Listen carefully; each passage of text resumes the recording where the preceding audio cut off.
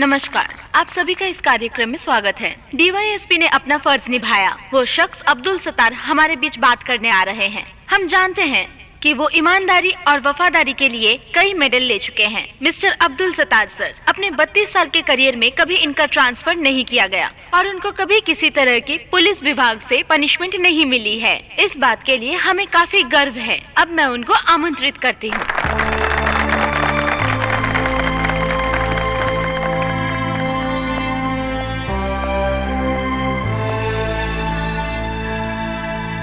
अपने बूट और सलाखों को छोड़कर आज मैं एक नया कदम रखने जा रहा हूँ। हर इंसान ने अपने जीवन में कोई ना कोई गलती ज़रूर की होगी। ऐसे मौके पर मैं ये बात कहना चाहता हूँ कि ज़िंदगी में हमेशा हादसे होते रहते हैं जिन्हें हम भूल नहीं पाते हैं, और कई बार इन हादसों से हम अपने जीवन में गुजरे भी हैं। और ऐसे समय पर हमें हर मुसीबत का डट कर सामना करना चाहिए। मैंने शपथ ग्रहण के समय जो जो बातें कही थी वही बातें मैं आप सभी के सामने दोहराना चाहता हूँ। आम इंसान के लिए पुलिस वाला होने के नाते मैंने जब ये खाकी वर्दी पहनी थी तब मेरे लिए बहुत खुशी की बात थी। मैं पुलिस वाला बनना चाहता था और बन भी गया।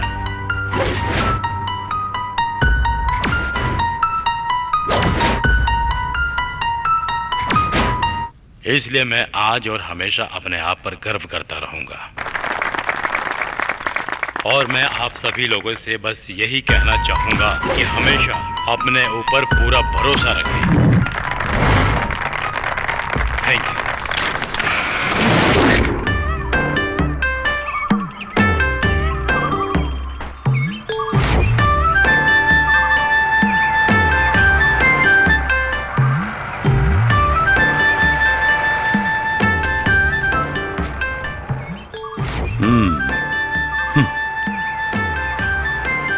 लेकिन ड्राइवर साहब।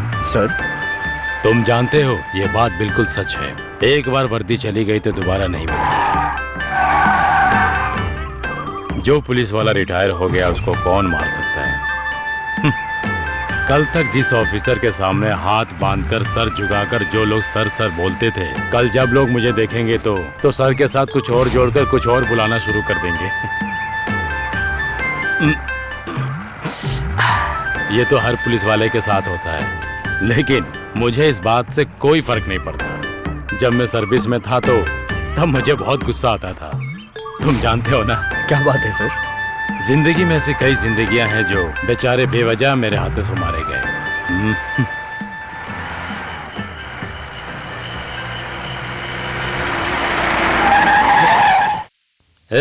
क्या हुआ? गाड़ी क्यों रोक दी? सर, कुछ हुआ क्या? बीच रोड पे पेड़ गिरा हुआ है।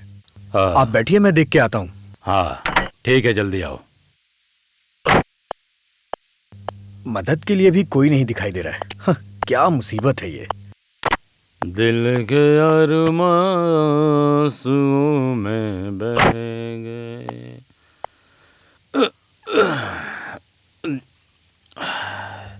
दिल के अरमासूं में बह गए।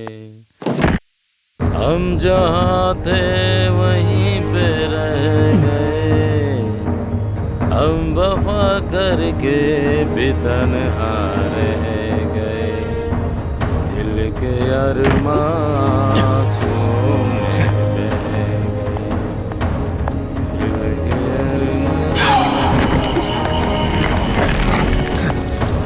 शायद उनका आखिरी पैगाम होगा। शायद उनका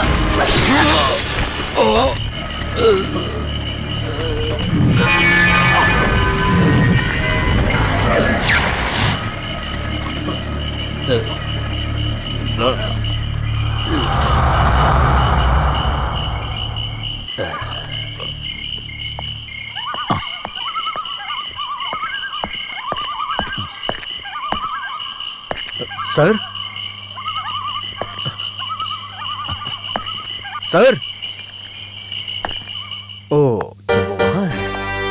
सर, मैंने पेड़ हटा दिया है। आप चलिए सर। सर अभी तक पेशाब कर रहे हैं। सर चलिए सर। सर, हाँ सर।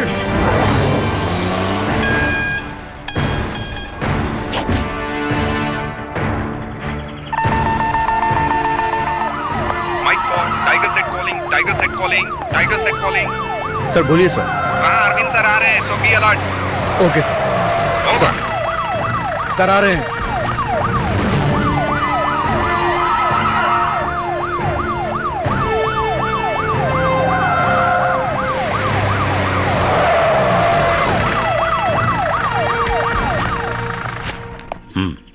इधर आओ।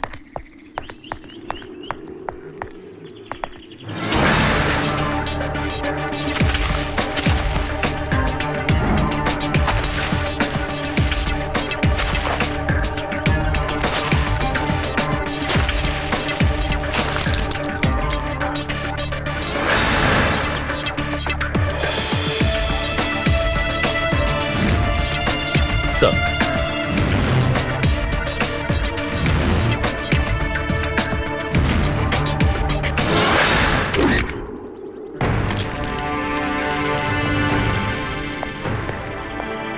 थॉमस, सर तो इसका मतलब ये हुआ कि तुमने वहाँ कुछ भी नहीं देखा।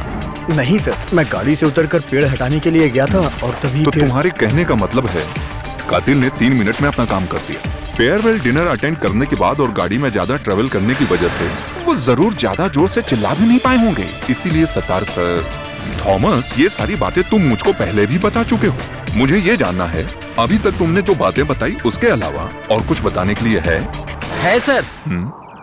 ए रास्ता छोड़ो, मुझे आपसे एक बात कहनी है। इस कठोर हत्या के पीछे राष्ट्र को डराने वाले आतंकवादी संगठन का हाथ है। जब मैं सर्विस में था ना सर, तब मैंने एंटी टेररिस्ट स्क्वाड में काम किया था ना सर। नाम क्या है?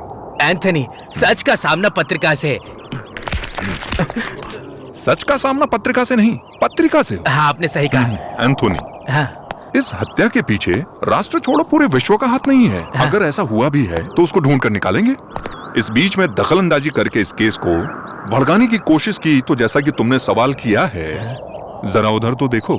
सीआई अरविंद बहुत कठोर सर हैं। अगर इन्होंने मारना शुरू किया तो एक भी हड्डी सलामत नहीं रहेगी। नहीं सर, वो सब नहीं चाहिए, पर केस की डिटेल्स तो... उसके लिए सही वक्त देखकर सही लोगों को बुलाकर जो सही होगा वो बताऊंगा। ठीक है? ठीक है। अगर ऐसा ही है तो अभी आप अपने काम पर ध्यान दीजिए। अरविंद सर। ड्राइवर को फिलहाल के लिए छोड़ दो। हाँ मैं जानता हूँ। और जो कोई भी शक के घेरे में है उसको कस्टडी में ले लो। फेयरवेल के वक्त सतीश साहब जिनके करीब थे, उनके दोस्त नातेदार जिनसे भी उनकी बात हुई, क्या बातें हुई, किस विषय में हुई, सारी डिटेल्स मुझे चाहिए। ओके। जानते हो ना, सतीश सर हम सबके लिए केवल सीनियर ऑफिसर ही नहीं थे। सर मैं अपना बेस्ट दूंगा। जय हिंद सर।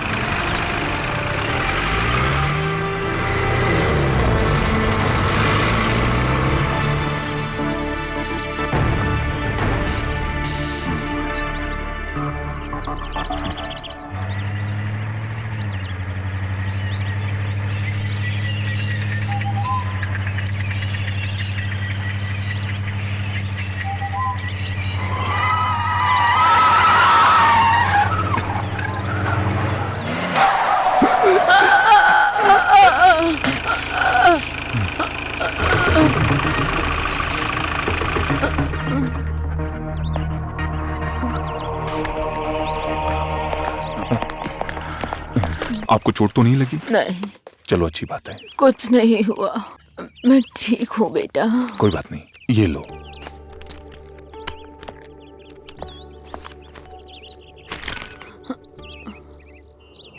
अरे नहीं चाहिए। आप रख लो। नहीं, मुझ पर इल्जाम है कि मेरी वजह से आपको तकलीफ ऐसी कोई हुई। बात नहीं, कोई बड़ा हादसा नहीं हुआ, यही बड़ी बात है। मेरे लिए तो यही बहुत बड़ी खुशी की बात है। मुझे मजबूर मत करो, बिना काम के किसी से पैसे नहीं लेती, इसीलिए ये पैसे मैं तभी लूंगी अगर मैं कुछ काम करूंगी। हाथ देखकर भविष्य बता सकती हूँ। मुझे इन बातों पर विश्वास नहीं है। हाथ की रेखाएं देखकर भूत भविष्य की बातें करना ये सब अफवाहें हैं। ऐसी बातों को नजरअंदाज करना चाहिए। ये तो बेवकूफी है, सरासर बेवकूफी। अरे इस तरह से मजाक मत उड़ाओ। हाथ की लकीरों में हमारी किस्मत होती है, ऐसा शास्त्रों में लिखा है। विद्वान लोगों ने गलत नहीं कहा है।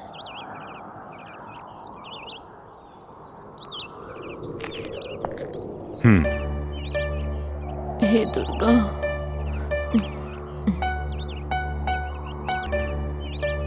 अरे आपकी जिंदगी तो उलझनों से भरी हुई है।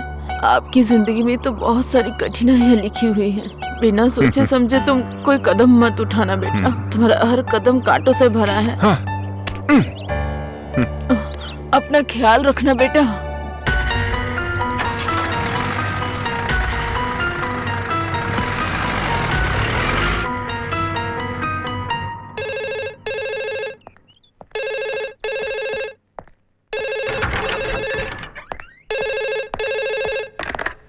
यस सर, मैं अरविंद बोल रहा हूँ। पिछले कुछ वक्त से रिटायर आईजी राघवन आपके बारे में पूछ रहे थे। राघवन सर? जी सर। क्या बात है? जी वो तो पता नहीं, मुझे लगता है कुछ ना कुछ जरूर गड़बड़ है। मैंने उनकी आवाज से ऐसा महसूस किया है। वो डरे हुए थे। सर जितना जल्दी हो सके वहाँ जाकर आप देखिए। वो कह रहे थे कि इमरजेंसी है सर। अभी आप लोगों के सामने आईजी नवीन सर आ रहे हैं। वो केस की तह तक पहुंचने में और काम को अलग तरीके से करने के लिए जाने जाते हैं और वो हम सबके प्रिय भी हैं।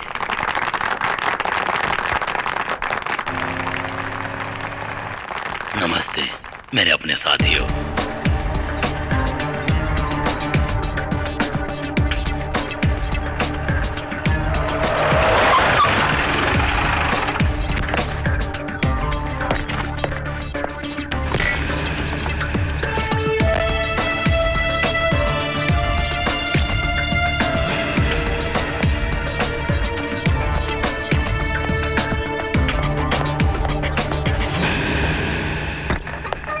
Sir, Raghavan sir, Raghavan sir.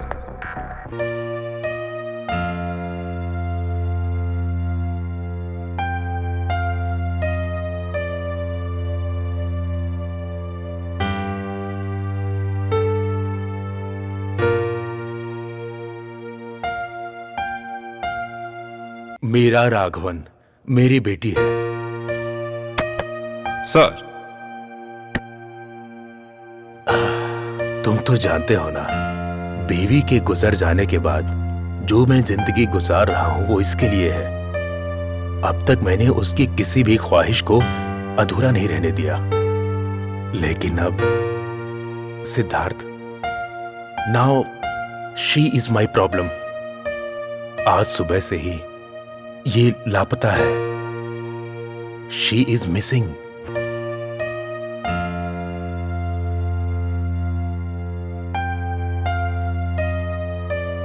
कुछ समय पहले एक अनजान शख्स ने मुझे फोन किया था। उसने क्या कहा था तुम्हें पता है? मेरी बेटी जिससे प्यार करती है उसके साथ जिंदगी संवार रही है। इस बात को मैं कैसे मान लूं? बस मुझे मेरी बेटी वापस चाहिए। इसके लिए तुम्हें मेरी मदद करनी होगी। वो किसके साथ गई है और कहां गई है, ये सब तुम्हें पता करना है। उसके बारे में कुछ सुराग है क्या आपके पास? मैंने उसका रूम और सारा सामान चेक करके देख लिया, लेकिन कुछ भी नहीं मिला। वो हमेशा कहती थी मेरा कोई ऐसा राज है क्या जो पापा को नहीं पता। लेकिन इस केस को हैंडल करने के लिए बहुत दिमाग चाहिए। किसी को इस बारे में पता चल गया तो उसकी इज्जत नीलाम हो जाएगी। सर, आप शांत हो जाइए। किसी को कुछ पता नहीं चलेगा और मैं उसको ढूंढ कर यहां लाऊंगा। भरोसा रखिए। सतीश सर की हत्या के केस की तरह ही दूसरा केस भी इंपॉर्टेंट है, मीरा राघवन का केस।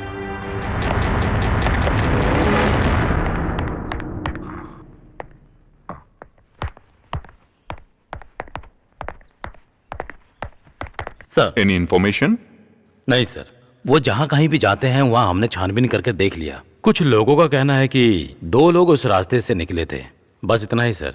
मीरा के कॉलेज में पता किया? हाँ किया, लेकिन कोई भी मीरा के अफेयर के बारे में नहीं जानता है। वो हमेशा पढ़ाई और म्यूजिक में रहती थी। उसके फ्रेंड्स बस इतना ही जानते हैं।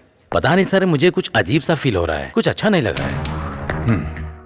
मुझे भी। लेकिन अरविंद, जो हर वक्त हिंदुस्तानी संगीत और किताबों में उलझी रहती थी, वो मीरा राघवन, उसके ऊपर हम कोई मुसीबत नहीं आने देंगे।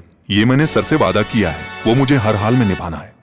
कई लोगों की जिंदगी के बारे में वो हत्यारा जरूर जानता होगा। कल सुबह होने से पहले हम दिन की शुरुआत के लिए सुप्रभात कहते हैं। ऐसा कुछ सुराग मिल जाए तो बात बन जाए। मेरा दिल ऐसा कह रहा है, ये होगा।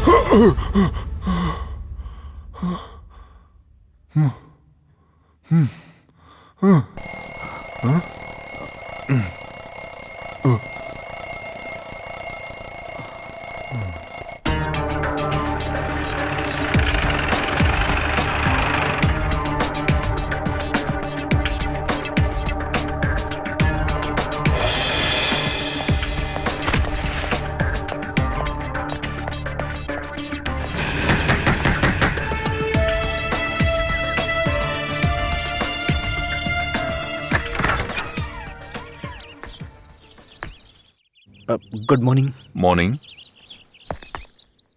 राघवन सर कहाँ हैं? यहाँ तो नहीं है, बाहर गए हैं, मंदिर में।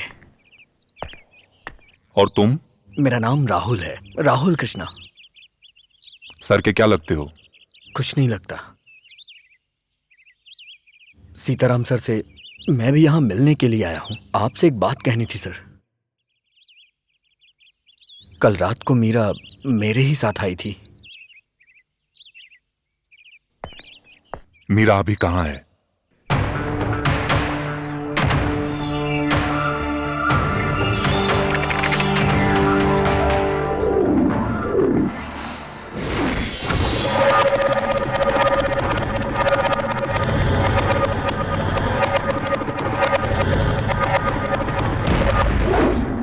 हर रोज की तरह उस रोज भी हड़ताल चल रही थी। उस दिन मैंने मीरा को पहली बार देखा था। स्पेशल क्लास अटेंड करने के लिए कॉलेज जाने के चक्कर में हड़ताल के दिन भी वो घर से बाहर आ गई थी। उस दिन मैंने पहली बार मीरा को देखा।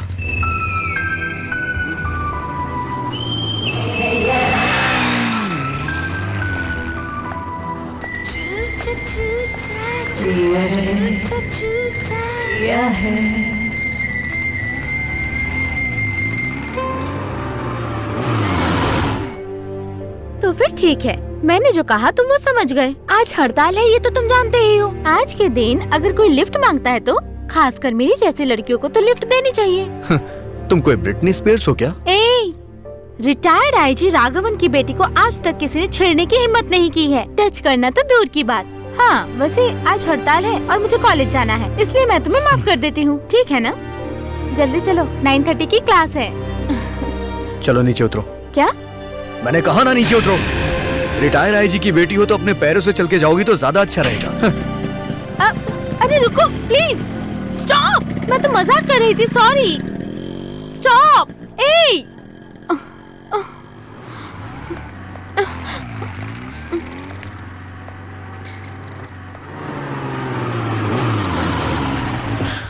अगर तुमने सॉरी दिल से बोला है तो आके बैठ जाओ। 9:30 की क्लास है ना? अगर मैंने तुम्हें लिफ्ट नहीं दी तो तुम्हारी क्लास छूट जाएगी। Yes, thank you.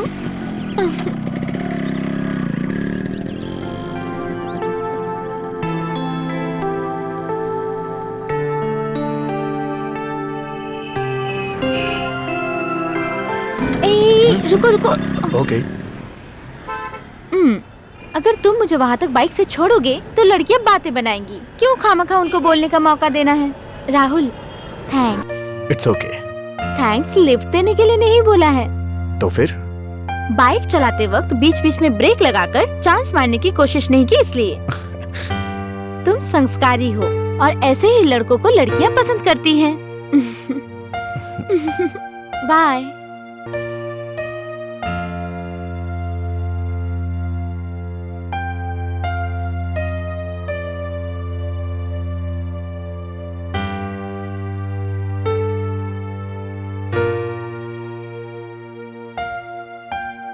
उस मुलाकात को प्यार में बदलने में ज्यादा समय नहीं लगा।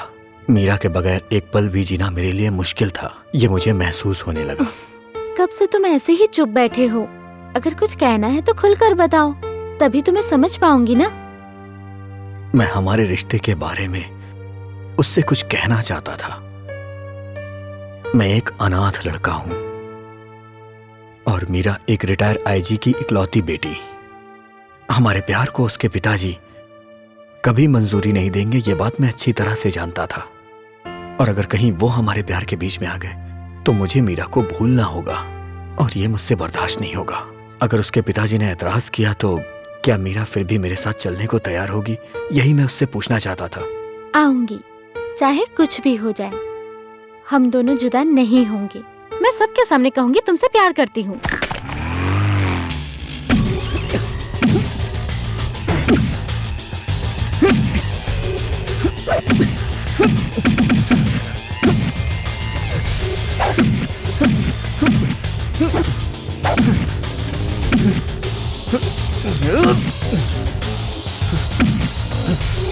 राहुल, आ गई तुम? मैंने तुम्हें यहाँ पे इसलिए बुलाया क्योंकि मैं तुम्हें सरप्राइज देना चाहता हूँ। कम ऑन, हम यहाँ से कहीं और चलते हैं। कहाँ? जिंदगी के सफर पे। हम दोनों शादी करने वाले हैं। I mean, court marriage. मैंने सारा इंतजाम भी कर लिया है। शादी होने के बाद जैसे कुछ हुआ ही नहीं ऐसा सोच के तुम घर चली जाना और मैं आश्रम चला जाऊंगा। कुछ महीने के बाद तुम्हारी पढ़ाई भी पूरी हो जाएगी। उसके बाद मैं तुम्हारे पिताजी से मिलने आऊंगा, उनसे तुम्हारा हाथ मांगूंगा। अगर उस दिन तुम्हारे पिताजी नहीं माने तो मैं सीना तान कर कहूंगा कि तुम मेरी बीवी हो, तब तो उन्हें मानना ही पड़ेगा।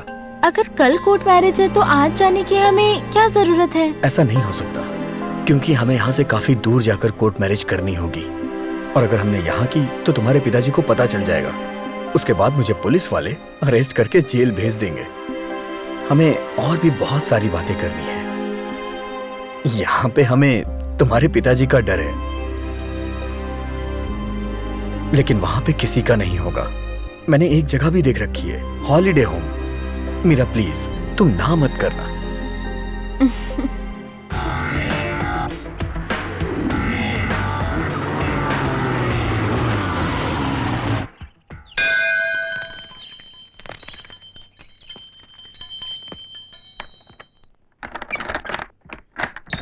कौन है? मैं राहुल कृष्णा। यहाँ मैंने रूम बुक किया था ना। ओ हाँ, अंदर आओ। कम आओ। कम।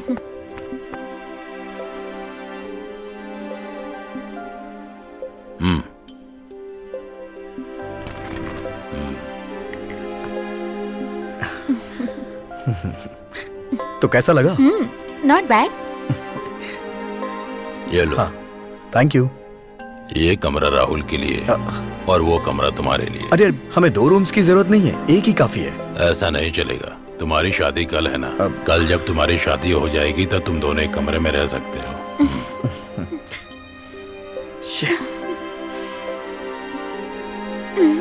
बाय। अब मीरा, सारा खेल ही बिगड़ गया। अंकल, आप इस होटल में अकेले रहते हैं क्या? वो क्या है, मैंने किसी को देखा नहीं इसलिए मैं पूछ रहा हूँ। मेरे पर्सनल मामले में कोई दखल अंदाजी दे वो मुझे पसंद नहीं है। सॉरी। हंसो मत।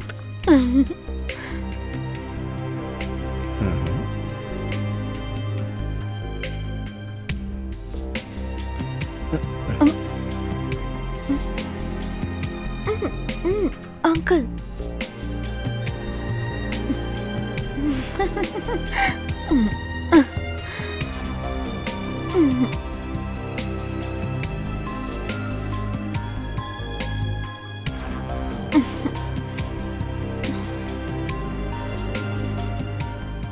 बेटा राहुल। जी अंकल। अपना पैर हटा लो। अब वो हाँ। नजर के सामने ही नहीं, नजर के पीछे भी अपने आप को संभालना पड़ता है। असली मर्द वही होता है। तुम ज्यादा हंसो मत। ये आदमी फर्स्टेड है। इसकी शादी नहीं हुई ना, इसलिए फर्स्टेड है। हाँ, मेरी शादी हो चुकी है। और सुनो, शादी करना कोई तीर मारने जैसा काम नहीं है। तुम भी जान जाओगे जब तुम्हारी कल शादी हो जाएगी। राहुल, पूरी रात जाकर बात करने का हमारा प्लान था ना, ऐसा होगा क्या? ये बुढ़ा राजी होगा क्या? इसको राजी करने की क्या जरूरत है? तुम देखती जाओ, सब कुछ हमारे प्लान के हिसाब से होगा और मैं करके दिखाऊंगा।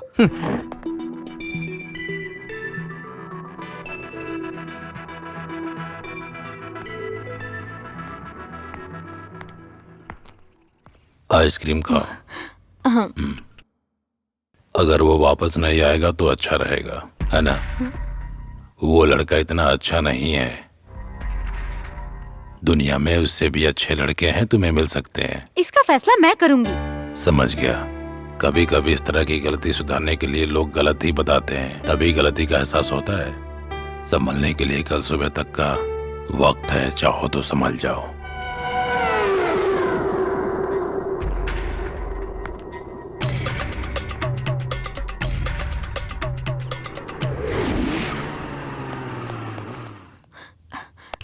कहाँ थे अब तक राहुल तुम? हे, इधर आओ। ये देखो, ये क्या है? Pills, sleeping pills. ये सब किस लिए? हम दोनों के फ्रस्ट्रेशन को निकालने के लिए। इसको लेने के बाद बुड्ढा सो जाएगा, उसके बाद उसकी आंख कल सुबह ही खुलेगी। की जरूरत? धीरे बोलो। अगर कोई मुसीबत हो गई ऐसा तो? कुछ भी नहीं होगा, मैं सब संभाल लूंगा। तुम आराम से। तुम वापस आ गए क्या? हाँ, जरा इधर आओ। हाँ, मैं तो बस एक स्टडी कॉल करने गया था, अभी आया हूँ। क्या हुआ अंकल? मुझे तुमसे एक जरूरी बात करनी है। जो बातें दिल के अंदर हो उससे कह देना ही अच्छा होता है, समझ गए ना? क्या बात है? अरे तुम्हें बीबी बनाने के लिए कोई और लड़की नहीं मिली क्या? तुम्हारी बीबी बनने के लायक नहीं है मीरा। Mind your words. अरे गुस्सा मत करो, गलती सुधारने के लिए अभी वक्त है। सुबह तक का समय है तुम्हारे पास। क्या हुआ? क्या बात है राहुल? इन्होंने क्या कहा? नहीं, वो पूछ रहे थे कि रात को खाने में चपाती चाहिए या चावल। तुमने क्या कहा? चपाती चलेगी। बस इतना ही क्या? अरे सेहत के लिए चावल अच्छा होता है, बोलने से नहीं पता चलता है क्या? चलो।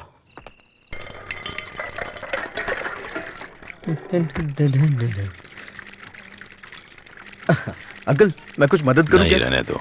हाँ, अंकल, मैंने आपके बारे में बहुत कुछ सोचा, लेकिन मुझे कुछ समझ में नहीं आया। वैसे आपके पीछे राज क्या है? कुछ राज की बातें राज ही हो तो अच्छा है। नहीं, मुझे बस जानने की उत्सुकता हो रही थी और कुछ नहीं। तुम ना ही जानो तो बेहतर है। ठीक है।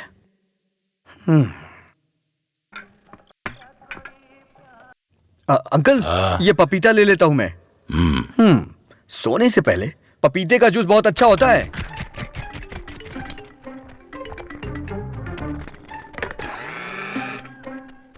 अरे फ्रस्ट्रेटेड बुढ़ऊ, इसे पीने के बाद तुम आराम से सो जाओगे।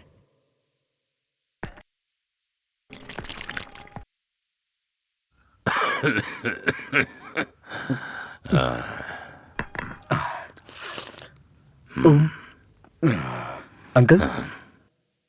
नहीं चाहिए। अंकल, इसे मैंने अपने हाथों से बनाया है। कितने प्यार से मैंने आपके लिए बनाया था इसे, और आप इसे पीने से मना कर रहे हैं। पीछे ना, प्लीज।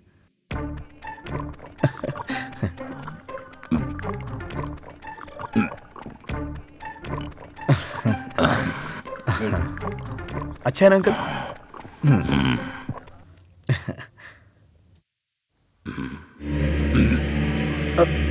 अंकल क्या हुआ? अंकल, अंकल क्या हो गया? अंकल चलिए चलिए। अंकल आराम से। Thank God. Good night, good night, good night. अपने पैरों को लंबा करके आराम से सो जाइए। टाटा।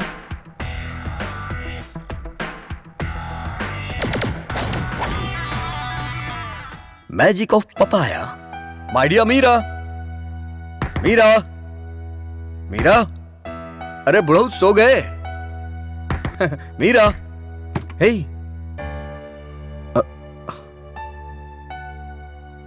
मीरा, मीरा। ओह, तो मैडम नहा रही हैं। मीरा, बुढ़ऊ सो गए। Sleeping pills with papaya. Hello, नहा चुकी हूं तो बाहर आ जाओ ना यार। या फिर ये चाहती हूँ कि मैं अंदर आऊं? हाँ, बोल नहीं रही हो, इसका मतलब मैं अंदर आ जाऊं। मीरा,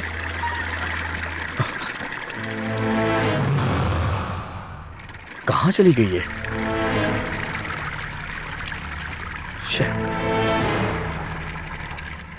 मीरा, मीरा।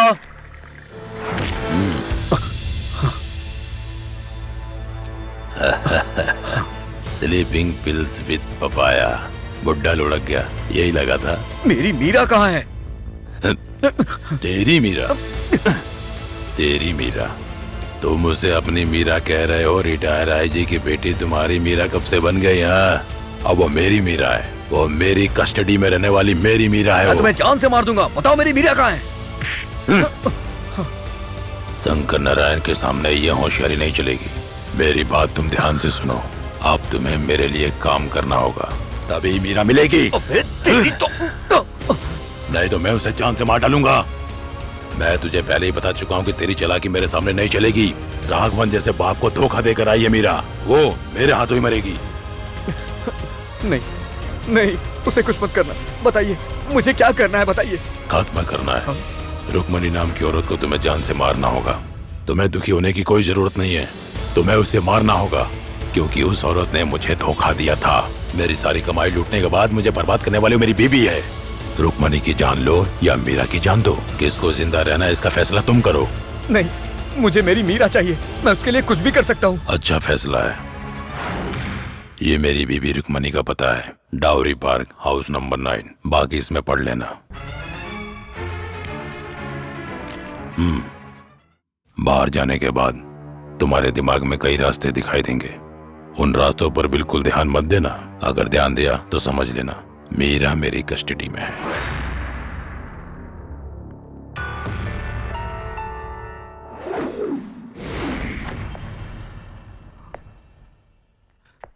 शंकर नारायण ने रुक्मणी देवी को मारने के लिए मुझे भेजा, लेकिन मुझमें किसी को भी मारने की हिम्मत नहीं है। लेकिन मेरी मीरा, सब मेरी वजह से हुआ है। मैं खुद को कभी माफ नहीं कर पाऊंगा। मैं इसके हल निकालने के बारे में सोच रहा था, तो मैंने ये सोचा कि मैं ये सारी बातें आईजी सर को बता दूं, और मैंने उन्हें सब बता दिया। मेरी बातें सुनकर वो मंदिर में मन्नत मांगने गए हैं। इन सब में अब भगवान क्या कर सकता है सर? हमें मीरा को बचाना होगा। मुझे आपकी मदद की जरूरत है सर, नहीं तो वो मीरा को मार डालेगा।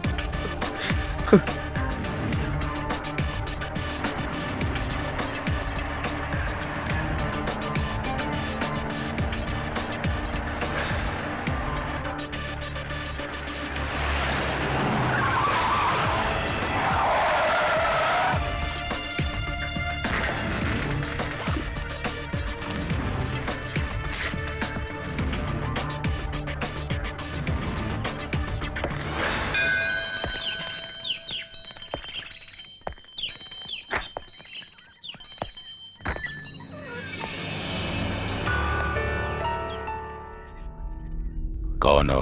क्या चाहिए? कमरा चाहिए। यहाँ कोई कमरा खाली नहीं है।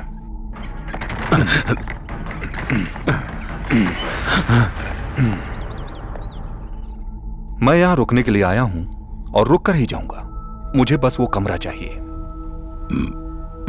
माफ कीजिए सर, उस कमरे में आदमी है। चलो चाबी निकालो। मुझे कुछ मत करिए सर, मैं चाबी देता हूँ।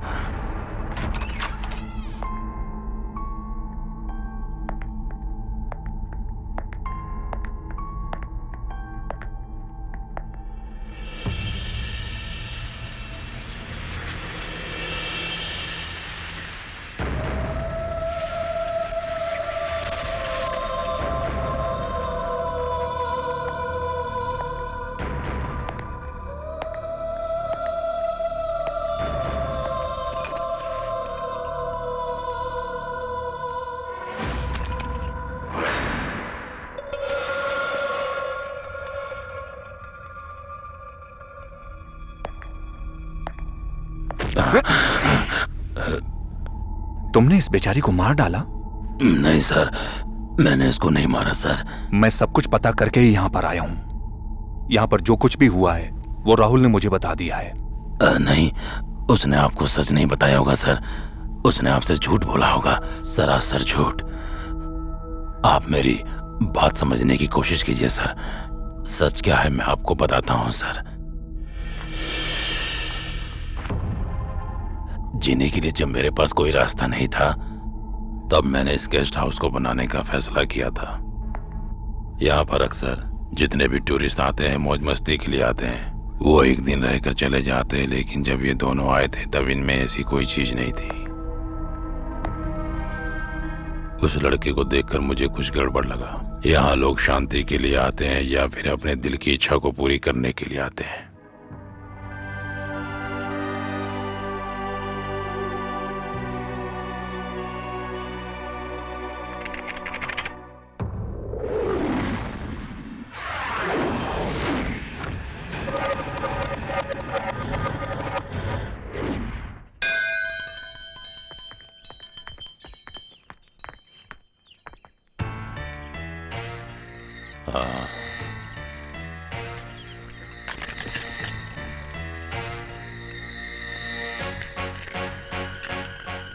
थैंक्स। वो रूम है। चलो। तुमने एक ही रूम बुक किया क्या? हाँ, काफी नहीं है क्या? नहीं, हम साथ में एक रूम में तब रहेंगे जब हमारी शादी हो जाएगी। तब तक तुम अपने कमरे में और मैं अपने कमरे में। Okay uncle? मुझे दूसरा रूम चाहिए। हाँ देता हूँ ना, ये लो तुम्हारा वो कमरा है, ठीक है? Thank you uncle, bye. आपने उसे चाबी क्यों दी? मैंने उसे कुछ प्लान करके यहाँ बुलाया था ना। सारा खेल बिगाड़ दिया आपने। सॉरी। हाँ, सॉरी। सॉरी।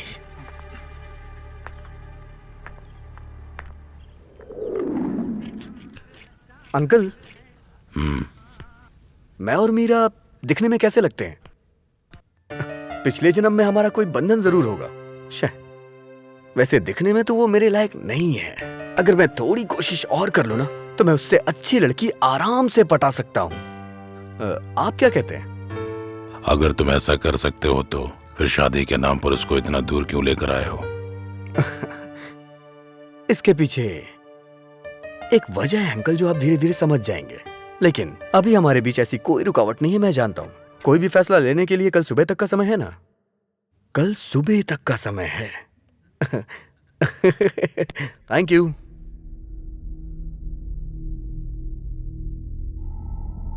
हाँ मीरा, मैं थोड़ी देर में आता हूँ। हाँ, कितने समय से एक दूसरे को जानते हो तुम लोग? सिर्फ 2 महीने की मुलाकात है, लेकिन ऐसा लगता है कि जैसे हमारा जन्मों जन्मों का रिश्ता है। आपको भी ऐसा ही लगता है ना? वैसे अंकल, हम लोग यहाँ पर आए हैं, ये बात किसी को मत बताइएगा। अगर मेरे पिताजी को इस बारे में पता चल गया तो सारी मेहनत बेकार हो जाएगी। मैं किसी को नहीं बताऊंगा। ये राज में राज ही रखना चाहता हूँ। विश्वास कर अपने अंकल पर। हाँ?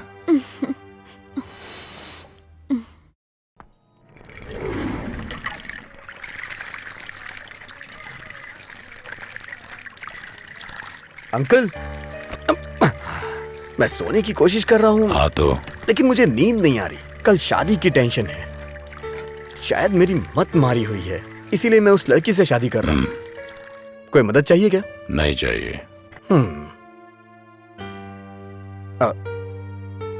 अंकल, ये पपीता ले जाऊं क्या? रात में सोने से पहले पपीते का जूस पीना चाहिए। मुझे उसके बर्ताव से उस पर शक होने लगा था। पपीते के जूस में मुझे सुलाने के लिए नींद की गोलियां मिला रहा था वो। और फिर मैंने भी उसका प्लान पता करने के लिए ठान लिया था कि आखिर ये सब वो किस लिए कर रहा है।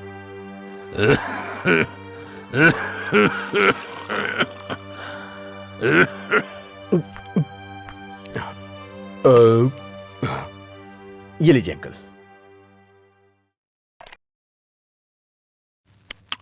शक्कर बहुत कम है।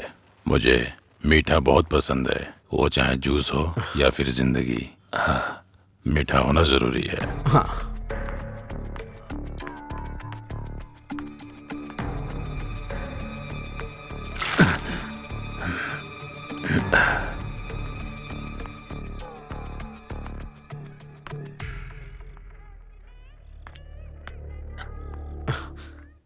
ये लो, मेरे सर में दर्द हो रहा है, मैं थोड़ा सोने जा रहा हूँ।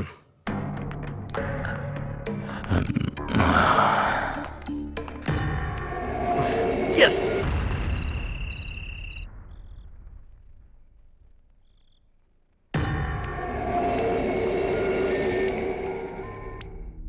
बाय। Good night uncle.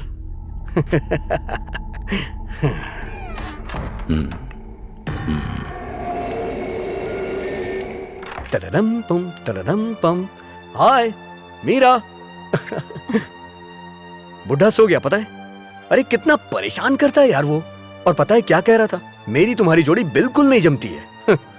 तो फिर तुमने क्या कहा? सही तो कह रहा था वो। मैंने उससे कह दिया तुम मेरे लायक नहीं हो। क्यों? सही कहा ना मैंने? आज की रात हम एक जश्न की तरह मनाएंगे और कल सुबह हम यहाँ से वापस चले जाएंगे। लेकिन तुमने तो ऐसा नहीं कहा था। ये शादी वादी की झंझट मैं नहीं पालता। जिसकी शादी नहीं हुई रहती है उसके लिए मैं एक रात का पति बन जाता हूँ। और हम दोनों के बीच भी यही रिश्ता होना चाहिए। Come on, come on darling, come on. छोड़ो मुझे, राहुल। राहुल, छोड़ो मुझे, छोड़ो।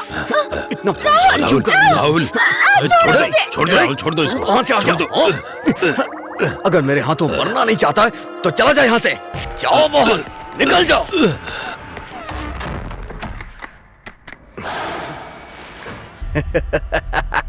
राहुल प्लीज, राहुल, प्लीज मुझे छोड़ दो। राहुल, इस बच्ची के साथ ऐसा मत करो। दरवाजा खोलो राहुल, दरवाजा खोलो, खोलो, खोलो राहुल, राहुल।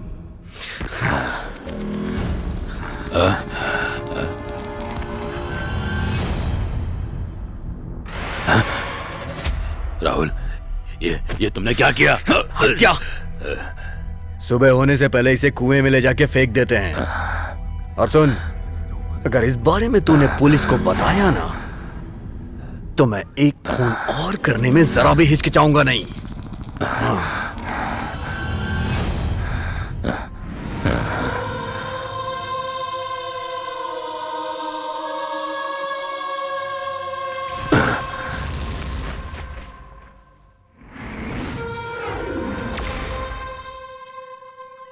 अगर उसका सामना करने के लिए मेरे साथ अगर कोई होता तो आज वो लड़की जिंदा होती। आखिर मैं अकेला क्या कर सकता था? तुम्हारी बनावटी बातों को सुनकर मैं भावुक होकर यहाँ से खाली हाथ जाने के लिए नहीं आया हूँ। अमन ग्लोबल स्ट्रीट में जो औरत रहती है रुक्मणी देवी, वो तुम्हारी बीवी है। तुम उसको मारने के लिए राहुल कृष्ण को मजबूर कर रहे थे। उसने तुम्हारी बात मानने से इनकार किया तो तुमने मीरा को मार दिया। इसलिए मीरा की हत्या में केवल तुम्हारा हाथ है। बीवी और मेरी, लेकिन मैंने अभी तक तो शादी ही नहीं की। फिर भला क्यों मैं उसको मारने के लिए किसी को मजबूर करूंगा सर? किसी को भी मारने के लिए 1000 रुपये काफी है। कोई भी ये काम आसानी से कर देगा सर। आप उसकी बातों में आकर उसे बचा रहे हो सर। अरविंद, इससे एड्रेस ले लो सर। और जाकर छानबीन करो कि रुक्मणी नाम की औरत उस पते पर रहती भी है कि नहीं। जल्दी जाओ, क्विक।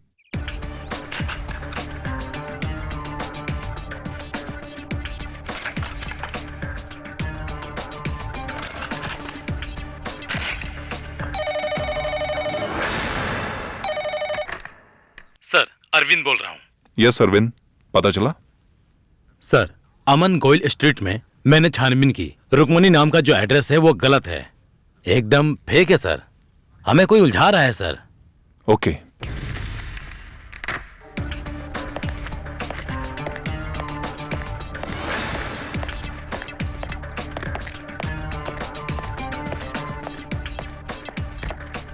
सर, सर, सर वो मानसिक रोगी है।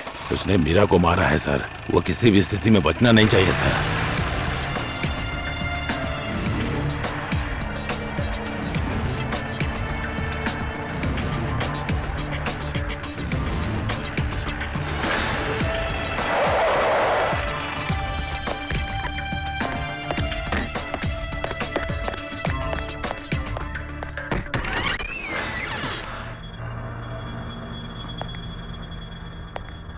राहुल, राघवन सर,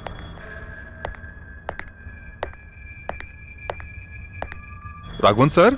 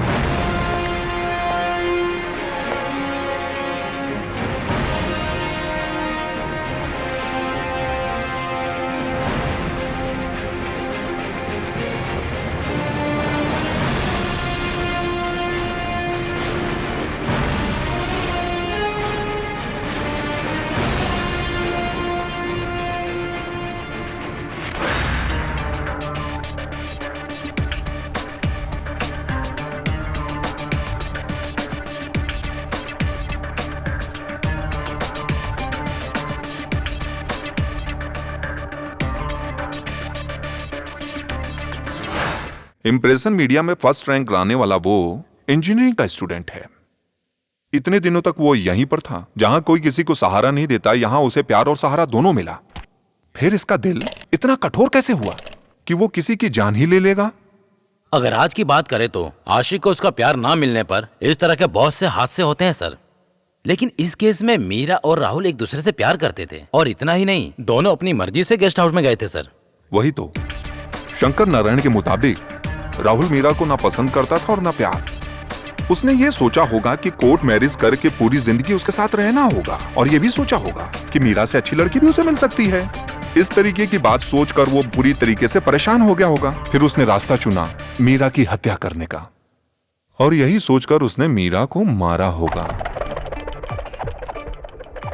मीरा के इस केस को थोड़ी देर के लिए साइड में रखने तो उसे राघवन सर को मारने की क्या जरूरत थी, और वो भी घर के अंदर घुसकर।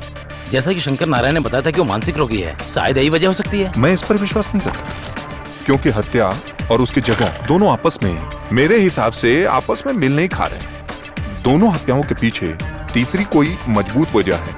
वो क्या वजह हो सकती है सर? वही तो हमें तलाश करना है। इसके लिए ये हमारे हाथ लगना चाहिए।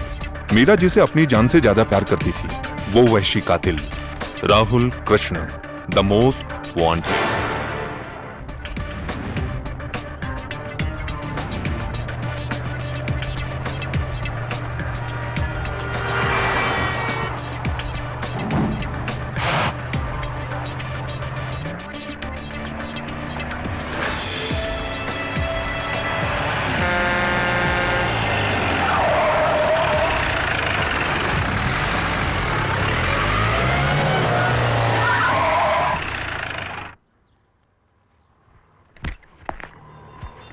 मैंने जैसा कहा था वैसा ही करना, ठीक है बेटा? ठीक है।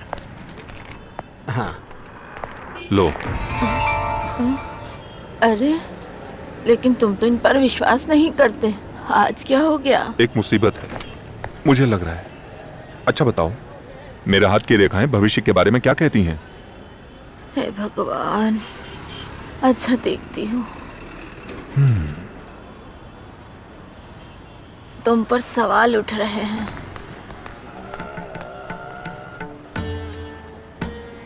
रास्ते में रुकावटें आ रही हैं, मौत से भी सामना हो सकता है।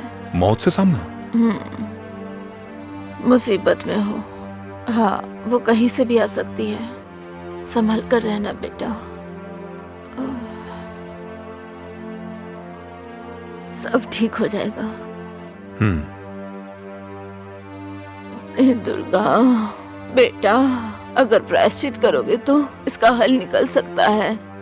नहीं चाहिए, मुझे अपने ऊपर पूरा भरोसा है। कल भी और आज भी किसी भी मुसीबत से बच के निकलने के लिए हमारा शरीर ही काफी है। शरीर ही सामना करेगा और हल भी निकालेगा।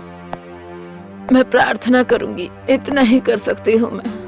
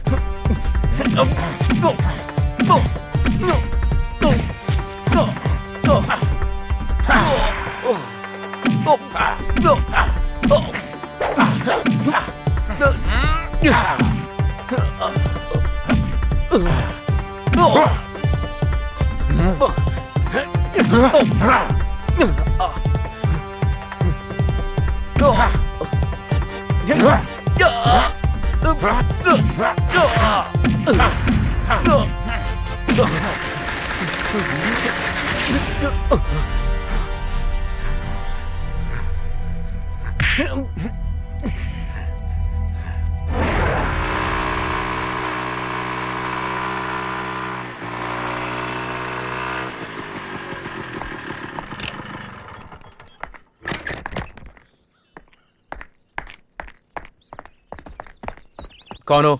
किससे मिलना है? मुझे अर्जेंटली एसपी सर हाँ से हेलो मिलना है। जी, गेस्ट हाउस ही है। एसपी साहब से मिलकर नहीं, मुझे इस जरूर हादसे के बात बारे में करनी मीडिया को कोई है। न्यूज़ नहीं देना, ऐसा बड़े साहब ने कहा है। मिलने दीजिए प्लीज। नहीं, ऐसा करने से मुसीबत बढ़ सकती है। अगर आपको इस केस के बारे में डिटेल चाहिए तो सिद्धार्थ सर से बात करो। मुझे एक बार मिलने दीजिए सर अंदर बिजी, आपसे नहीं मिल सकते। कांस्टेबल कौन है ये? पता नहीं सर, कौन है ये? क्या चाहिए? आई एम सोफिया, हाँ। सोफिया हसन। क्या हुआ? मुझे इस केस के बारे में बात करनी है। परमिशन क्या है? नहीं है। बिना परमिशन के आप एसपी सर से नहीं मिल सकती हो। अभी जाओ, बाद में आना। मुझे उनसे मिलना है बस, मैं और कुछ नहीं जानती। अरे एक बार बोल रहा तो समझ नहीं आ रहा क्या तुम्हें? सर, ये लड़की आपसे मिलना चाहती है। आने दो। Okay sir.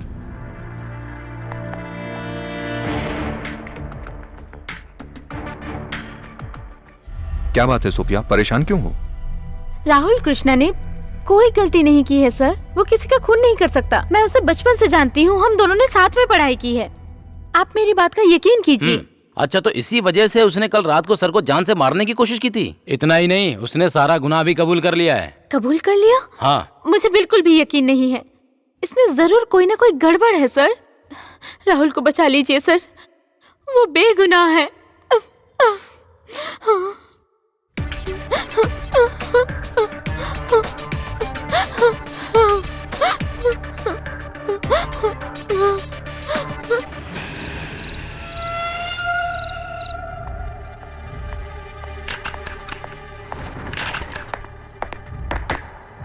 सर, आपने जैसा कहा था, राहुल जिस कॉलेज में पढ़ता था मैंने वहां पूछताछ कर लिया है।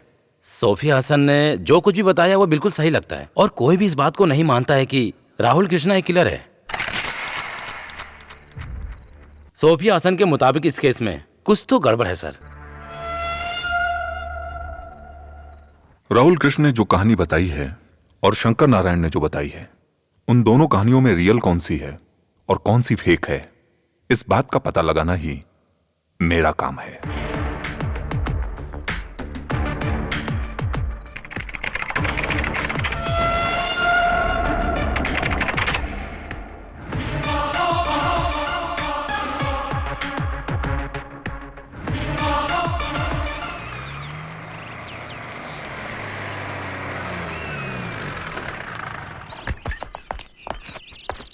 सर मुजरिम मिला क्या?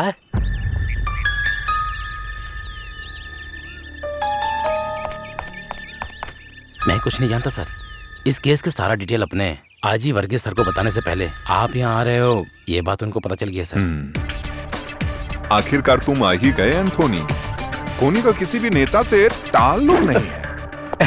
सर आप अभी तक उस बात से नाराज हो? मैं तो बस यूं ही मजाक में नहीं, जानबूझ के किया। इस केस को उलझाने के लिए कुछ तो जाल बिछाकर रखा है। राहुल कृष्ण ने जो मर्डर किया है उसकी इन्वेस्टिगेशन मैं कर रहा हूँ। ये बात ऑफिस वाले ही जानते हैं। उस केस के बारे में ही जाने के लिए आए हो ना? बहुत दिलचस्पी ले रहे हो उस केस में तुम एंथोनी? सर बात यह है कि जानता हूँ। इंटेलिजेंस आईजी वर्गीस के जानने से पहले मैं जो बताने वाला हूँ उस कहानी में तुम तो एक बहरूपिया हो एंथोनी। कल रात जो मेरे ऊपर अटैक हुआ था उसके पीछे कौन हो सकता है ये तुम जानते हो एंथोनी? जानता हूं सर। फिर भी मुझसे बात छुपाई, ऐसा क्यों एंथोनी? कोई बात नहीं, मैं तुम्हारी मानसिकता को अच्छी तरीके से समझता हूं। अगर तुम्हारी जगह पर मैं होता तो यही करता। तुम जा सकते हो। इस केस की सारी डिटेल मैं तुम्हें बुलाकर बताऊंगा। जाओ। चलता हूं सर।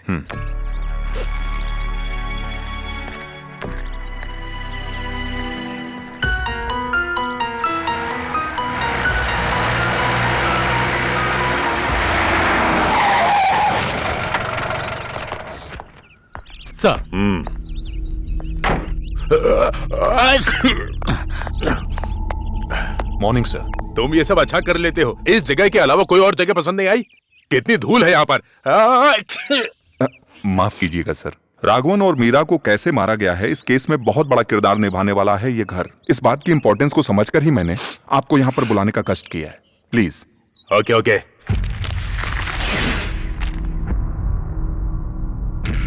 राहुल कृष्ण, ये कहानी इसी ने शुरू की थी। अनाथ आश्रम में रहने वाले इस राहुल की जिंदगी में आखिर क्या हुआ था वो सब इसमें लिखा है।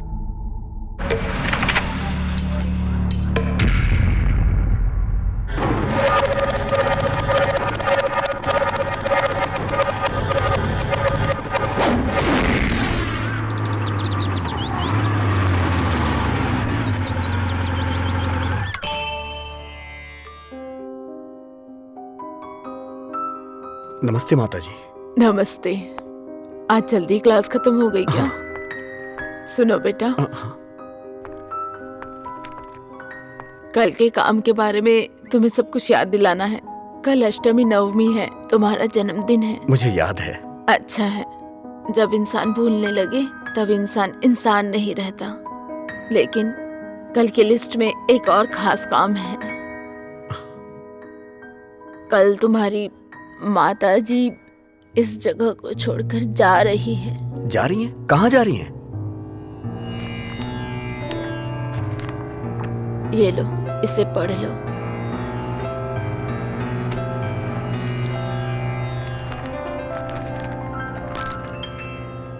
प्रिय माता जी, कल अष्टमी और नवमी दोनों हैं। कल ही के दिन मैंने अपने बेटे को आपके हाथों में सौंपा था। अब तो कई साल गुजर चुके हैं, शायद ही हमारे बीच ऐसा वक्त आए। कल फिर से वही दिन है। मेरी एक इच्छा है, अब राहुल को हमारे साथ आके रहना चाहिए। मैं सारी बातें बता के उसे अपने पास बुलाना चाहती हूँ। माता जी, खुशी खुशी उसे आप मेरे पास भेज दीजिए। पहले जब तुम मेरे पास आए थे उस वक्त भी तुम्हारे हाथ में ऐसा ही एक खत था। जब भी उनकी मर्जी हो तुम्हें जाना होगा, ये उस खत में लिखा था। अब वो दूसरा खत भी आ गया। तुम्हें जाना होगा राहुल। सब कुछ ठीक हो, मैं प्रार्थना करूंगी।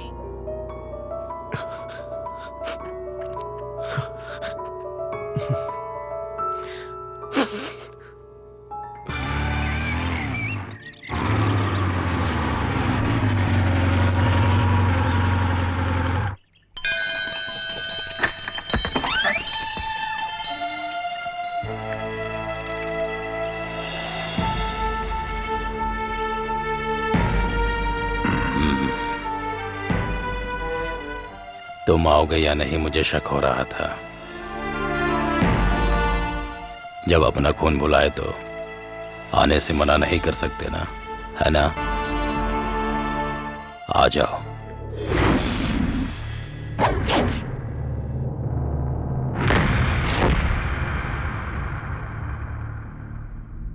इस बूट को पहचानते हो? तुम्हारे बाप का था। उसके होने के बावजूद तुम्हें सालों तक एक अनाथ की तरह जीना पड़ा। तुम्हारे उन्हीं सवालों का जवाब है ये। तुम्हें उनके बारे में सब कुछ जानना होगा। तुम्हारे और तुम्हारे बाप के बीच में ऐसा क्या हुआ था?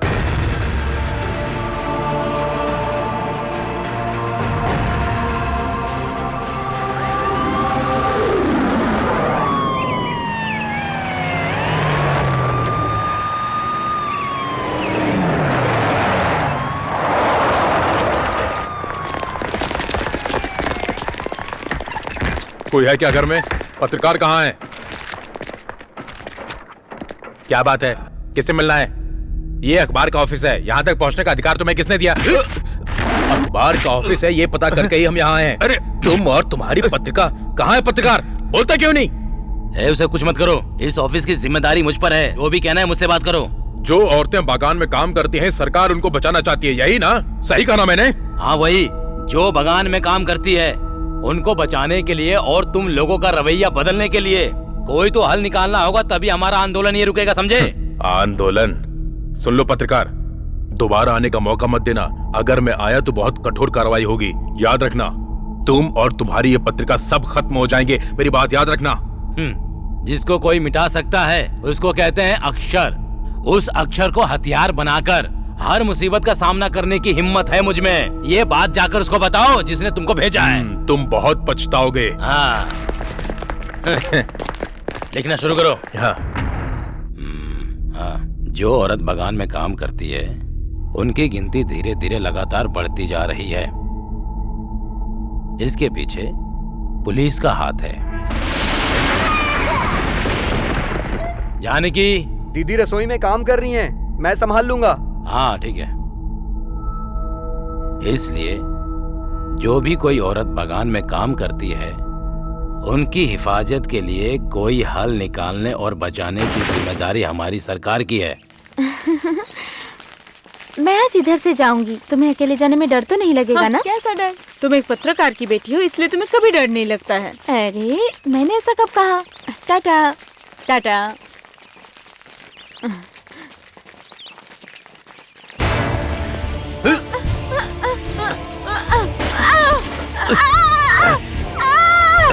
चल छोड़ो। अरे गायत्री, छोड़ो इसे, छोड़ो। अरे अरे ऐसा मत करो। आप बहुत लिखता है ना? चल। अरे छोड़ो, प्लीज प्लीज उसे छोड़ दो। छोड़ो गायत्री।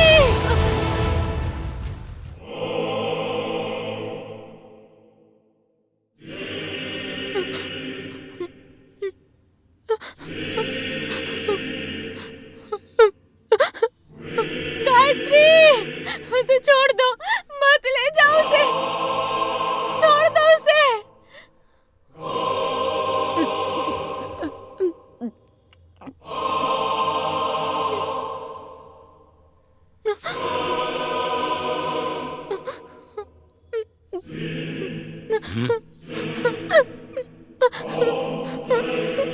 भाई छोड़ दो ये सब, हमें ये सब क्यों करना है? पता नहीं अब क्या होगा।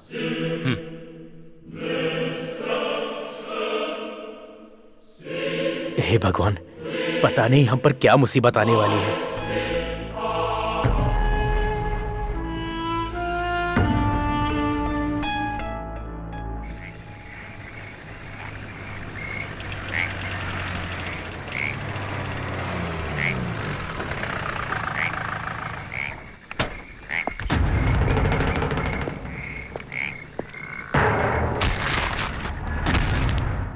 किसी को इस बारे में कुछ पता नहीं चलना चाहिए, इसलिए रिपोर्टर्स को यहाँ पर बुलाया है। हमारे खिलाफ जनता को भड़काने का ये एक षड्यंत्र है। अगर हमने जल्द कोई रास्ता नहीं निकाला तो हम पर मुसीबत आएगी। जानते हो ना, ये सब पेड़ काटने वाले हैं। ये सारे लोग कोई भी कदम उठाने से पहले कुछ भी नहीं सोचने वाले हैं। उन्हें हम फांसी पर लटका देंगे। अगर उसकी बात सुनकर वो पुलिस स्टेशन आए ना तो वहां से जिंदा बचकर नहीं जाएगा, चाहे कोई हो। सही कहा ना थॉमस? पत्ती से बनी चाय में अगर थोड़ा सा रम मिलाकर और साथ में जवान लड़की, पहाड़ियों के ठंडा मौसम, क्या मस्त कॉम्बिनेशन होगा। करेक्ट। तुमने सही कहा।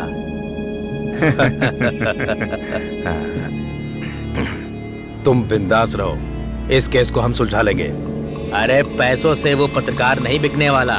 अगर उसे रास्ते से हटाना है तो ये सीधा उसकी कनपट्टी पे रख के धमकी देना।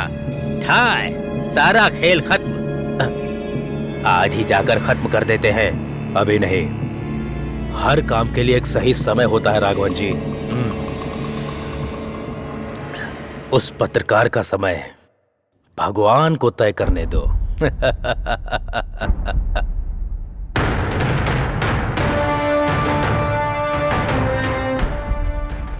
आकाशवाणी के मुख्य समाचार। हम सभी राष्ट्र के लोगों को हर तरह की मुसीबत का सामना करना पड़ता है।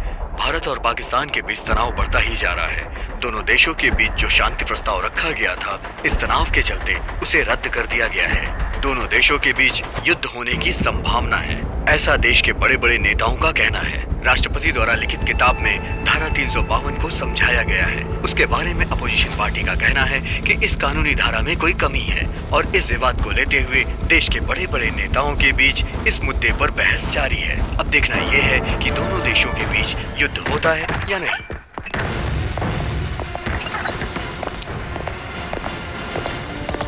तुम्हारी लोगों की इतनी हिम्मत हमारे खिलाफ छापोगे? अरे चलो, ये क्या कर रहे हैं? अरे चलो निकलो यहाँ से। अरे मार क्यों रहे हैं? इसका बहुत बुरा अंजाम होगा। देखो, ये क्या नहीं कर रहे? अरे छोड़ दिए। थॉमस सर, मार मार कर इन सबकी हड्डी पसली तोड़ दो। तो तू हमारे खिलाफ कोर्ट में गवाही देगी। क्या नाम है तेरा? छोड़ दो उसे। वैसे भी जवान लड़कियों के नाम में आखिर क्या रखा है? जिसमें रखा है वो जबान बंद रखेगी तो काम आसानी से हो जाएगा। अपनी जुबान को बंद रखो, हमारा काम होने दो। सतीश, इस लड़के को ले चलो। छोड़ दो उसे, छोड़ दो। राघवन, सबको खत्म करके आ जाओ। पिताजी,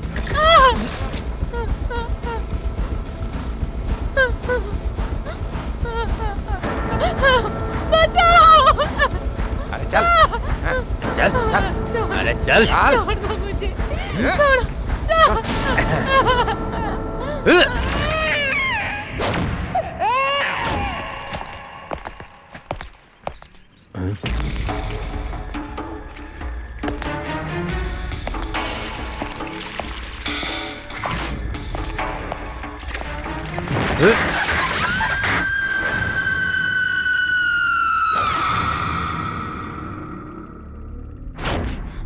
मेरा साथी इस केस की पूछताछ करने के लिए आएगा।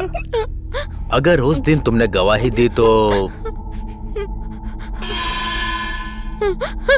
अरे बोल जरा, गवाही देगी क्या? दूंगी, मैं गवाही दूंगी। मैं तुम तीनों के खिलाफ गवाही दूंगी।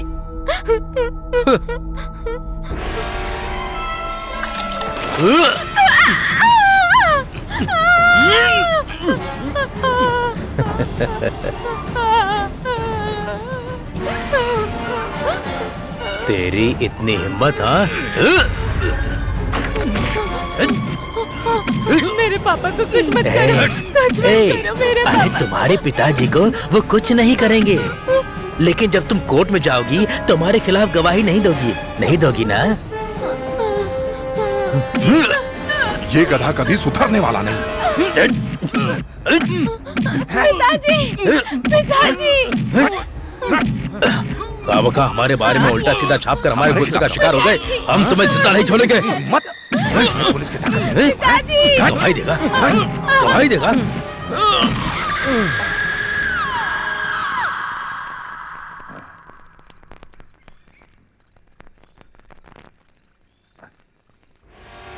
हमारे बीच में जो आएगा उसका यही हाल होगा। हाँ हाँ, यही हाल होगा। हमारे बीच में जो आएगा उसका यही हाल होगा। हाँ हाँ, यही हाल होगा। मजा हमको आएगा, यही हाल होगा। अरे रास्ता छोड़ो। हम लोग अपना काम करेंगे, कोई कुछ न कर पाएगा। हाँ हाँ हाँ हाँ हाँ। हम लोग अपना काम करेंगे, बहुत मजा हमें आएगा। हम लोग थॉमस अपना सर, उसकी सांस अभी तक चल रही है। ओहो, मर जाएगी। उठाकर कहीं फेंक देते हैं, शक्कर डालकर जला देते हैं, कोई सुराग नहीं बचेगा। कोमल के साथ भी हमने यही किया था ना, तुम्हें याद है ना? जब मुझे होश आया तो मैंने देखा कि मेरी जिंदगी पूरी तरह तबाह हो चुकी है। सरकार के खिलाफ खड़े होकर इंसाफ की उम्मीद की थी। मेरी बेटी को जलाकर उन लोगों ने राख कर दिया। बीवी को डरा धमकाकर उसको पागल बना दिया। मुझे मेरे देश को छोड़कर जाने की धमकी भी दी थी। उन तीनों पुलिस वालों ने मिलकर मेरे साथ साजिश करके केस बना दिया। मेरे पास कोई रास्ता नहीं था।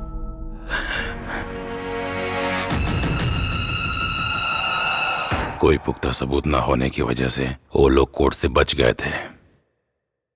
उन तीनों ने अपने जाल में फंसा दिया और मुझे फिर जेल जाना पड़ा। मुझसे मिलने के लिए जेल में एंथोनी आया था। तब मैंने उससे एक ही बात कही थी कि जब मैं जेल से सजा काट कर बाहर आऊंगा तो जिसने हमारे साथ ये सब किया उनसे हम तीनों मिलकर बदला लेंगे। उस वक्त मदद के लिए तुम मेरे साथ रहना। एंथोनी ने मुझसे वादा भी किया था। तुम्हारे हाथ में खत रखकर उसी ने तुम्हें उस अनाथ आश्रम में भेजा था। उन सबको मरना चाहिए। सतीश को मारने में हम कामयाब हो गए, पर अब मरने की नवीन की बारी है।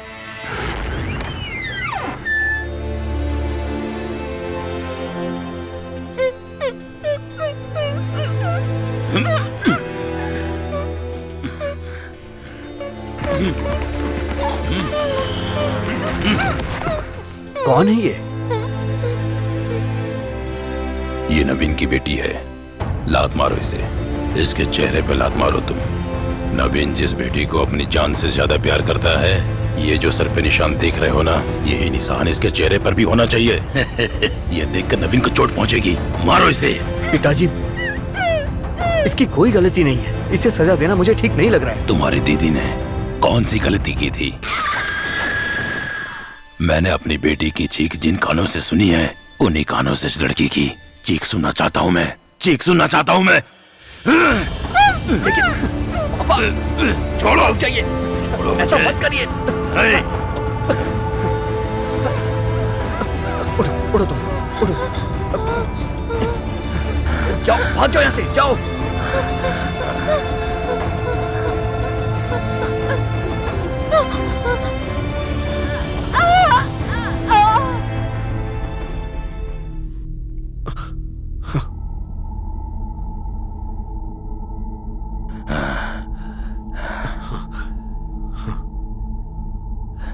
देख लिया, उसने जान बचाने की कोशिश की, लेकिन अपनी ही गलती से अपनी जान गंवा बैठी। भविष्य के एक बुरे हादसे को बराबर करने के लिए मैंने नवीन से एक बात झूठ बोली थी। अब इसके बारे में सच बताना चाहिए क्या? इस खबर को उसको बताना चाहिए। जैसे ही इसकी खबर उसको मिलेगी वो हिल जाएगा। मैंने बदला लेने के लिए बहुत इंतजार किया।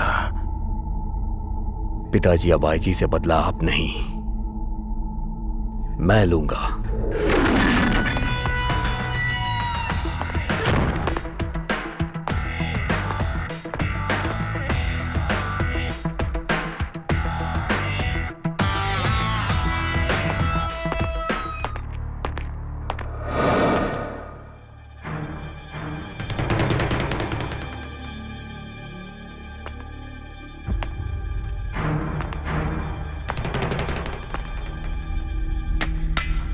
कौन है?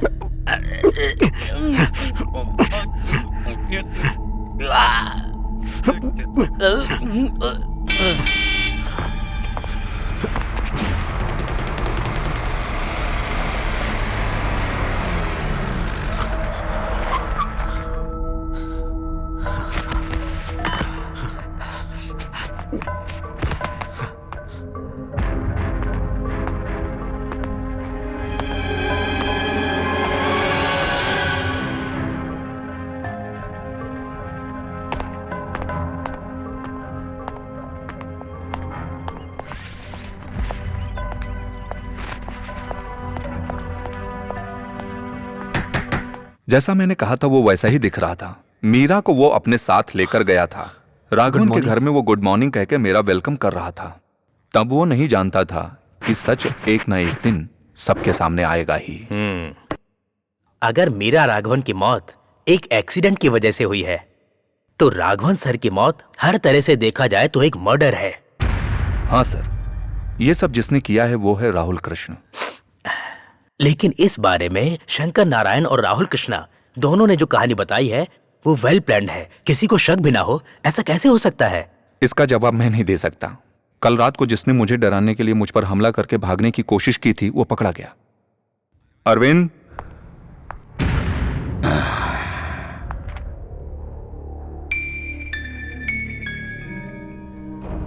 बताओ कैसे तुम दोनों बाप बेटे ने मिलकर इस कहानी को यकीन करने लायक बनाया है? राघवर और नवीन के घर से जैसे ही एसपी बाहर आए थे, मेरे बेटे ने मुझे खबर कर दी थी। एसपी से बचने के लिए मैंने एक और कहानी तैयार की ताकि मैं बच सकूं, लेकिन आप बहुत होशियार निकले। मेरे बेटे ने जो पहला हमला किया था, उसके बाद मैंने जो हमला किया उसमें आप बच गए और मेरा प्लान फेल हो गया। इस केस को आपने सॉल्व कर दिया, लेकिन ये मत समझना कि सब कुछ यहीं पर खत्म हो गया। मेरा बेटा अभी भी बाहर है। मेरा अपना खून वो किसी को नहीं छोड़ेगा। आप उस थॉमस की मौत को नहीं रोक सकते मिस्टर सिद्धार्थ, उसे मरना ही होगा। Take him. मेरे और मेरे परिवार का सर्वनाश किया है उसने। मेरी बेटी को मार डाला, मेरी जिंदगी को तबाह कर दिया। उसको मरना होगा। अगर आपके अंदर जमीर है तो उसकी मौत के बीच में मत आओ, मत आना, मत आना।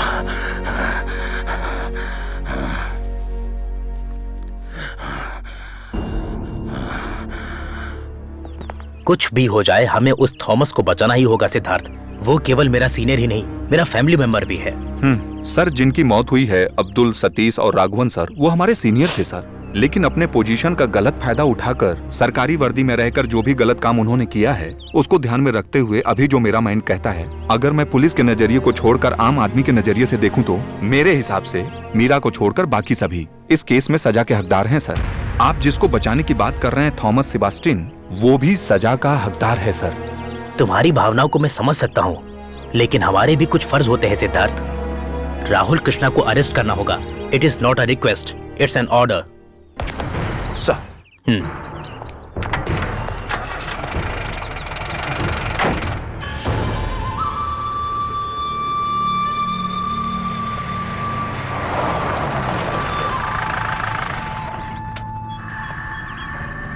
अरविंद, उसका घर और उसके आस पड़ोस में चेक करना चाहिए। परेशानी किसी भी रूप में आ सकती है। सिक्योरिटी टाइट करो और खुद फैसला लो। सर, खून होने की स्थिति में सर को इस जगह के अलावा और दूसरा कोई घर नहीं मिला क्या? यह बात मुझे समझ में नहीं आई। वो सब छोड़ो, लेकिन हमें अपना काम करना है।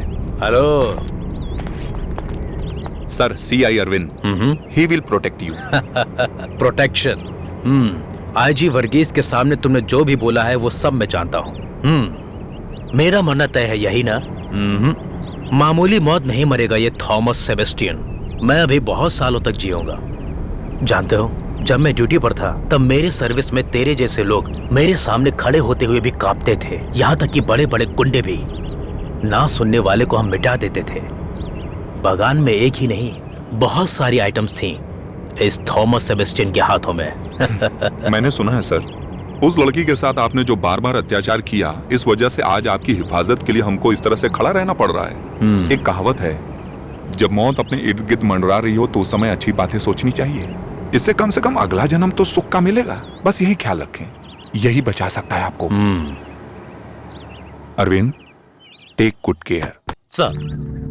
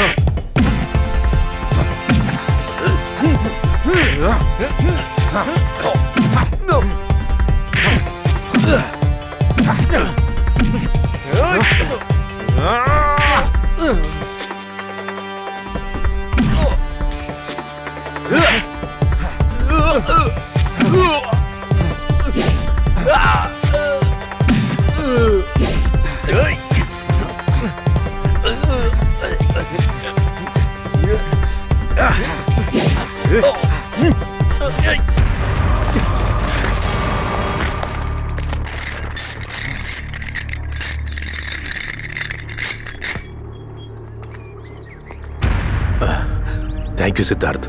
मैंने तो बस अपनी ड्यूटी की है सर। शंकर नारायण और राहुल कृष्ण आज से हमारी कस्टडी में हैं सर, इसलिए आप बच गए ऐसा मत सोचिएगा। आप जब ड्यूटी पर थे उस वक्त आपने जिन लोगों को तकलीफ दी उनमें से कईयों के बच्चे अभी जिंदा है, आपको पता होना चाहिए। ये याद रखना, कुछ मर गए हैं तो कुछ जीना चाहते हैं। आपने जिन लोगों को तकलीफ दी है उसके बदले में वो लोग या उनके वारिस मरने मारने पर उतारू हो गए हैं। आप जैसे लोगों को मैं ही क्या, कोई भी माही का लाल या कोई भी सुरक्षा बचा नहीं सकती है। सतीश सर और राघवन सर के साथ जो हादसा हुआ वो अगर आपकी जिंदगी में ना हो उसके लिए प्रायश्चित करिए सर, प्रार्थना करिए। अरविंद। जी सर।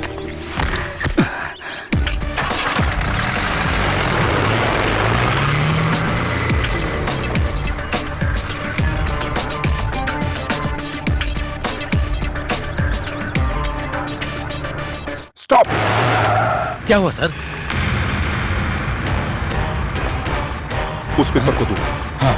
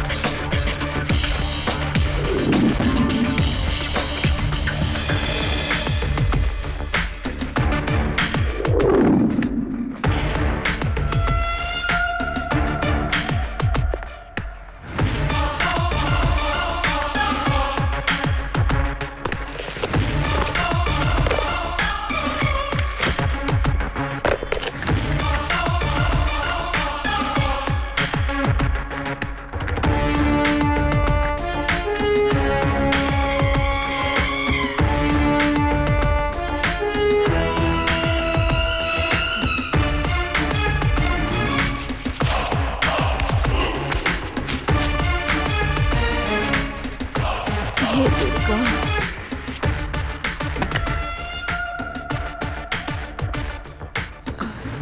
नहीं, अब कोई मुसीबत नहीं है। पर ये है,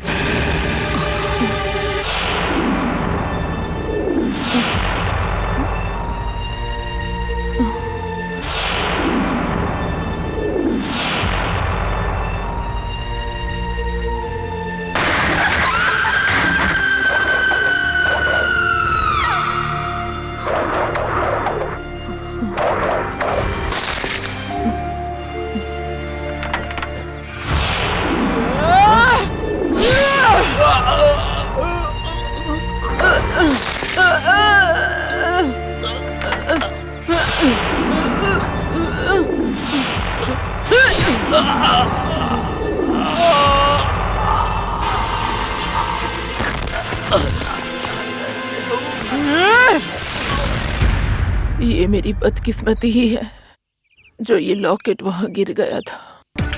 अगर लॉकेट नहीं मिलता फिर भी मैं तुमको ढूंढते हुए यहाँ आ जाता। जब कभी भी कहीं भी कोई घटना घटती है तो कोई ना कोई सुराग मिलता ही है। ये प्रकृति का नियम है।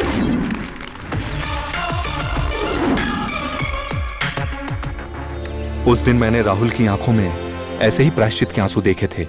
आज तुम्हारी आंखों में वही प्रायश्चित के आंसू मुझे दिखाई दे रहे हैं। उस दिन से लेकर आज तक मैं एक मां के दर्द को समझ सकता हूं। हमारे देश में सबूत की कमी के चलते कई ऐसे केसों पर मिट्टी जम चुकी है। एडीजीपी थॉमस सेबास्टियन का केस भी उन्हीं में से एक था।